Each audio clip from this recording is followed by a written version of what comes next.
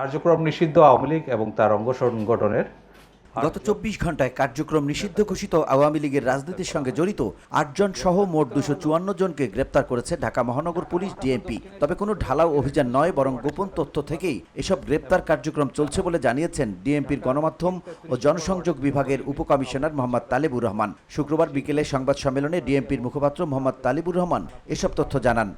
ঢাকা মহানগর গোয়েন্দা পুলিশ ঘটনায় জড়িতদের আইনের আওতায় নিয়ে আসতে কাজ করে এবং তারই প্রেক্ষিতে ডিএমপির মুখপাত্র তালেবুর রহমান বলেন, আমাদের কাছে যেসব গোয়েন্দা তথ্য আছে সেগুলো বিচার বিশ্লেষণ করে কারো বিরুদ্ধে যদি সুনির্দিষ্ট কোনো অভিযোগ পাওয়া যায় তাকেই গ্রেপ্তার করা হচ্ছে। কেউ আইন শৃঙ্খলা পরিস্থিতি নষ্ট করার চেষ্টা করছে বলে প্রমাণ পেলে তার বিরুদ্ধে আইনি ব্যবস্থা নেওয়া হবে বলেও জানান ঢাকা মহানগর পুলিশের এই কর্মকর্তা।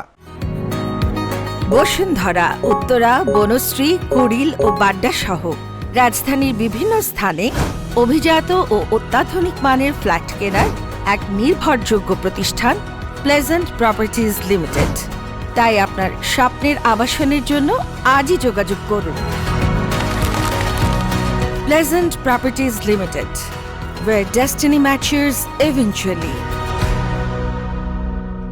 রিয়াদ নামে দুইজন। এদিকে রাজধানীর গুলশানের সাবেক এমপি শাম্মী আহমেদের বাসায় চাঁদাবাজির মামলায় বাংলাদেশ গণতান্ত্রিক ছাত্র সংসদের সাবেক যুগ্ম আহ্বায়ক জানে আলম অপুকে গ্রেপ্তার করেছে মহানগর গোয়েন্দা পুলিশ। শুক্রবার সকালে রাজধানীর ওয়ারি থেকে তাকে গ্রেপ্তার করে ডিবি। অপুকে গ্রেপ্তারের মাধ্যমে চাঁদাবাজির মামলায় অভিযুক্ত ৬ জনকেই আটক করা হলো। স্থল থেকে ৫ জনকে হাতে নাতে গ্রেফতার করে এবং একজন পালিয়ে যায়।